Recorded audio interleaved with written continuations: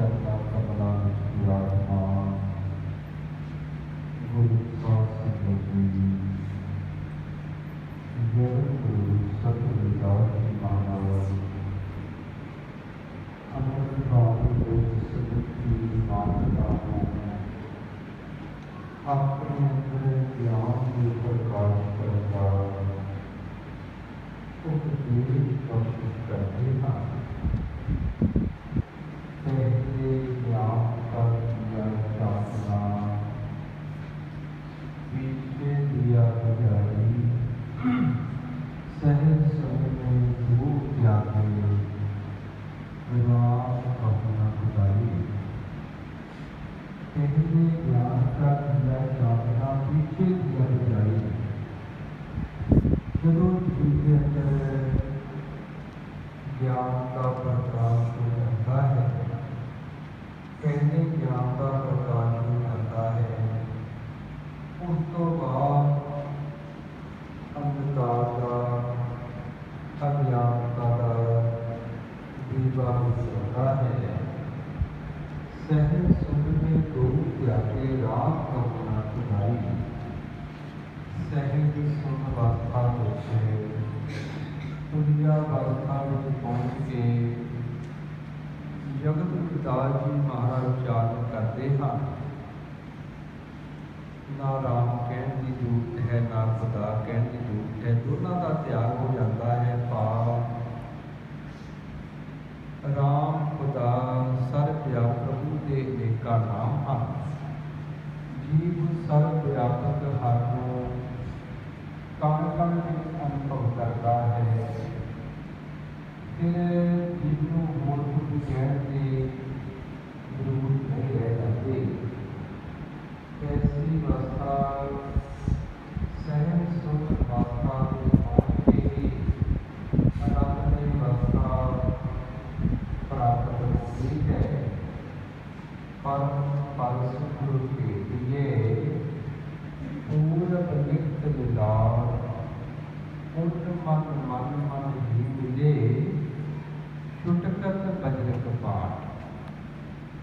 ਜਿਸ ਵੇਲੇ ਜੀਵ ਦੇ ਪੂਰਬ ਦੇ ਕਰਮ ਸ੍ਰੇਸ਼ਟ ਹੋਣ ਤਾਂ ਜੀਵ ਦਾ ਪਰਮ ਪਾਸ ਗੁਰੂ ਦੇ ਨਾਲ ਮਿਲਾਪ ਹੁੰਦਾ ਹੈ। ਔਰ ਜਦੋਂ ਜੀਵ ਗੁਰੂ ਦੇ ਦੱਸੇ ਹੋਏ ਮਾਰਗ 'ਤੇ ਚੱਲ ਕੇ ਆਪਣੇ ਅੰਦਰ ਗਿਆਨ ਦਾ ਪ੍ਰਕਾਸ਼ ਕਰ ਲੈਂਦਾ ਹੈ, ਤੇ ਜੀਵ ਦਾ ਮਨ ਉਸ ਪੁੰਨਮਨੀ ਤੁਰੀਆ ਅਵਸਥਾ, ਸਹਿਜ ਅਵਸਥਾ ਵਿੱਚ ਪਹੁੰਚ ਜਾਂਦਾ ਹੈ, ਜਿੱਥੇ ਜਾ ਕੇ ਅਗਿਆਨਤਾ ਦੇ ਸਭ ਦਰਵਾਜ਼ੇ ਖੁੱਲ੍ਹ ਜਾਂਦੇ ਹਨ ਔਰ ਜੀਵ ਨੂੰ ਗਿਆਨ ਹੋ ਜਾਂਦਾ ਹੈ। ਭਗਤ ਜੁਗਤ ਮਤ ਸਤ ਕਰੀ, ਪ੍ਰਮ ਬੰਧਨ ਕਾਟ ਵਿਕਾਰ, ਸੋਈ ਬਸ ਰਸ ਮਨ ਮਿਲੇ, ਗੁਣ ਨਿਰਗੁਣ ਏਕ ਵਿਚਾਰ। ਜਿਨ੍ਹਾਂ ਜੀਵਾਂ ਨੇ ਗੁਰੂਆਂ ਦੇ ਦੱਸੇ ਹੋਏ ਮਾਰਗ 'ਤੇ ਚੱਲ ਕੇ ਭਗਤੀ ਦੀ ਜੁਗਤੀ ਨੂੰ ਆਪਣੀ ਮੱਤ ਵਿੱਚ ਸੱਤ ਕਰਕੇ ਧਾਰਨ ਕਰ ਲਿਆ ਹੈ, ਉਹਨਾਂ ਦੇ ਸਾਰੇ ਹੀ ਭਰਮ ਅਤੇ ਬੰਧਨ ਕੱਟੇ ਜਾਂਦੇ ਹਨ ਔਰ ਉਹਨਾਂ ਦੇ ਮਨ ਨੂੰ ਐਸਾ ਹਰ ਦੇ ਨਾਮ ਦਾ ਸ੍ਰੇਸ਼ਟ ਰਸ ਪ੍ਰਾਪਤ ਹੁੰਦਾ ਹੈ। ਨਿਰਗੁਣ ਸਰਗੁਣ ਪਰਮਾਤਮਾ ਦਾ, ਨਿਰਗੁਣ ਸਰਗੁਣ ਸਰਬ ਵਿਆਪਕ ਪ੍ਰਭੂ ਦਾ, ਹਰ ਦਾ ਇੱਕੋ ਹੀ ਮਨ ਵਿੱਚ ਵਿਚਾਰਿਆ ਜਾਂਦਾ ਹੈ ਕਿ ਜੀਵ ਨੂੰ ਸਾਰੀ ਸ੍ਰਿਸ਼ਟੀ ਵਿੱਚ, ਸਾਰੀ ਕਾਇਨਾਤ ਵਿੱਚ ਜੀਵ ਉਹ ਹਰ ਦਾ ਅਨੁਭਵ ਕਰਦਾ ਹੈ, ਉਹ ਹਰ ਜੀਵ ਨੂੰ ਅਨੁਭਵ ਹੁੰਦਾ ਹੈ। ਤੋ ਗੁਰੂ ਪਿਆਰੇ ਸਾਧ ਸੰਗਤ ਜੀ, ਐਸੀ ਅਵਸਥਾ ਸੰਤਾਂ ਮਹਾਂਪੁਰਸ਼ਾਂ ਦੀ ਕਿਰਪਾ ਨਾਲ ਪ੍ਰਾਪਤ ਹੁੰਦੀ ਹੈ। ਸੰਤਾਂ ਮਹਾਂਪੁਰਸ਼ਾਂ ਨੂੰ ਪਰਮ ਪਾਸ ਕਿਹਾ ਗਿਆ ਹੈ, ਗੁਰੂ ਨੂੰ ਪਰਮ ਪਾਸ ਕਿਹਾ ਗਿਆ ਹੈ। ਸਤਿਗੁਰੂ ਕਬੀਰ ਸਾਹਿਬ ਮਹਾਰਾਜ ਜੀ ਉਚਾਰਨ ਕਰਦੇ ਹਨ, ਕਬੀਰ ਸੰਤ ਔਰ ਪਾਸ ਮੇਂ ਬੜੋ ਅੰਤਰੋ ਜਾਨ, वो लोहा कलशक करे, वो करे आपस का। के पास में और संता में बहुत बड़ा अंतर है। पास लोहे ਤਾਂਬੇ ਨੂੰ ਸਪਰਸ਼ ਕਰਕੇ ਸੋਨਾ ਕਰ ਸਕਦਾ ਹੈ, ਸੋਨਾ ਬਣਾ ਸਕਦਾ ਹੈ। ਆਤਮਾ ਸੰਤ ਮਹਾਂਪੁਰਸ਼ਾਂ ਨੇ ਗੁਰੂ ਹਨ, ਗੁਰੂ ਜੀ ਆਪਣੇ ਅਰਗਾ ਬਣਾ ਲੈਂਦੇ ਹਨ। और ऐसे संता महापुरुषों की संगत में जाके मनु परम आनंद में अवस्था प्राप्त हो जाती है। इसलिए राजा भीमपाल और मीराबाई, चरनाबाई, कर्माबाई, अनगिनत राजे महाराजे सारे वर्गों के लोग जगत गुरु सतगुरु रविदास महाराज जी के चरणों में आए।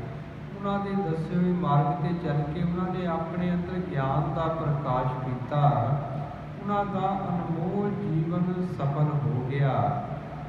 उपजियो ज्ञान हुआ प्रकाश।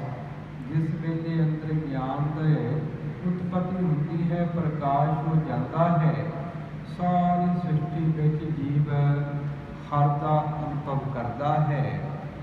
सारी सृष्टि के कण कण में उस सर्वव्यापक प्रभु का अनुभव करता है। सब में हर है, हर में सब है।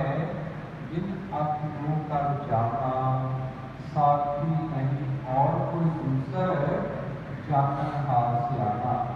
सारियां विच सबका वासा है, सारे जीवन में सबका वासा है और सारी सृष्टि के जीव उस सबके लीन हैं।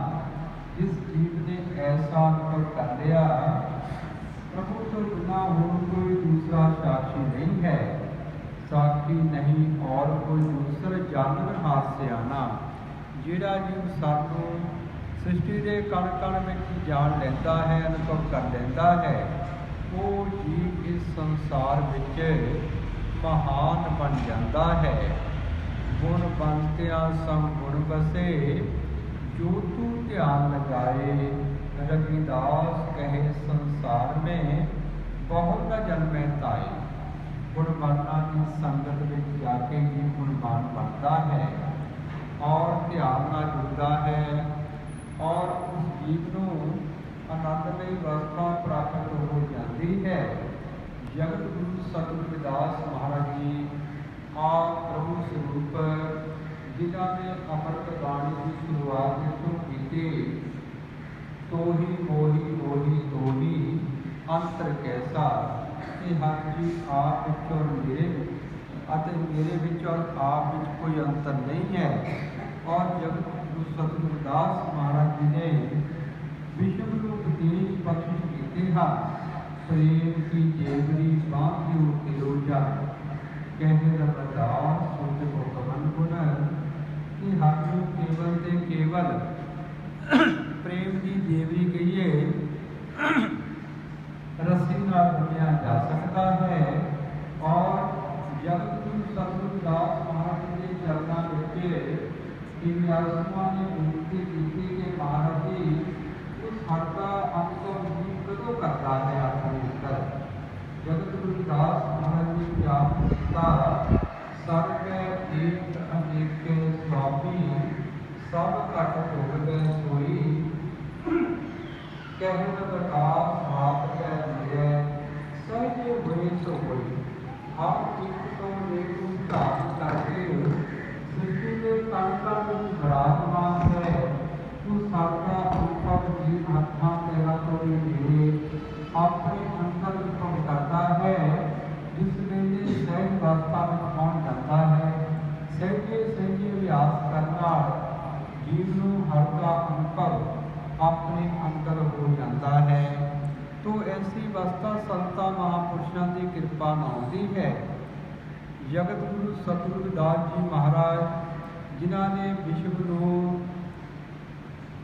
कल्याणकारी क्रांतिकारी समाजवादी अध्यात्मिक उपदेश बख्शिश किए और जिन्होंने गुणा पैरोकार विश्व भर में बसते हैं। जिन्होंने रविदासिया धर्म विश्व पद्धर से पहचान मिली है। तो गुरु प्यारे साध संगत जी जिहड़े लोग अपने रहबरां नूं, गुरुआं नूं, शहीदां नूं, संतां महापुरुषां नूं समर्पित हो जाते हैं, ਉਹ ਦੁਨੀਆ ਦੇ ਕਿਸੇ ਵੀ ਕੋਨੇ ਵਿੱਚ ਚਲ ਜਾਣ, ਉਹਨਾਂ ਦਾ ਸਨਮਾਨ ਹੁੰਦਾ ਹੈ। ਤੋ ਜਗਤ ਗੁਰੂ ਰਵਿਦਾਸ ਮਹਾਰਾਜ ਨੇ ਅਧਿਕਾਰ ਦੇ ਯੁੱਗ ਵਿੱਚ ਗਿਆਨ ਦਾ ਪ੍ਰਕਾਸ਼ ਕੀਤਾ। ਕੱਟੜਵਾਦ ਦੇ, ਭੇਦ ਭਾਵ ਦੇ, ਕਰਮ ਕਾਂਡਾਂ ਦੇ ਯੁੱਗ ਦਾ ਅੰਤ ਕਰਕੇ ਸਾਰੀ ਮਾਨਵਤਾ ਨੂੰ ਸਾਂਝੀ ਵਾਰਤਾ, ਮਾਨਵ ਪ੍ਰੇਮ, ਪ੍ਰਭੂ ਪ੍ਰੇਮ, ਇਸਤਰੀ ਪੁਰਸ਼ ਸਮਾਨ, ਵਿਸ਼ਵ ਭਾਈਚਾਰਾ, ਸੰਤਾਂ ਦੀ ਸੰਗਤ, ਹਰ ਦਾ ਸਿਮਰਨ, ਬੇਗਮਪੁਰੇ ਵਤਨ ਦੀ ਵਿਵਸਥਾ ਵਾਲੇ ਸੰਕਲਪ ਦੇ ਯੁੱਗ ਦੀ ਸ਼ੁਰੂਆਤ ਕੀਤੀ। ਇਸੇ ਕਰਕੇ ਜਗਤ ਗੁਰੂ ਸਤਿਗੁਰੂ ਰਵਿਦਾਸ ਮਹਾਰਾਜ ਜੀ ਦੇ ਚਰਨਾਂ ਕਮਲਾਂ ਵਿੱਚ ਕੁਲ ਲੁਕਾਈ ਚੁੱਕੀ। ਔਰ ਸਤਿਗੁਰੂ ਜੀ ਚਾਰਨ ਕਰਦੇ ਹਨ, ਕੋਟ ਭਾਨ ਜਾਕੀ ਸੋਭਾ ਰੋਮੇ, ਕਹਾਂ ਆਰਤੀ ਅਗਨੀ ਹੋਮੇ, ਕਹਿ ਰਵਿਦਾਸ ਦੇਖਾ ਹਮ ਮਾਹੀ, ਸਕਲ ਜੋਤ ਰੋਮ ਸਮ ਨਾਹੀ।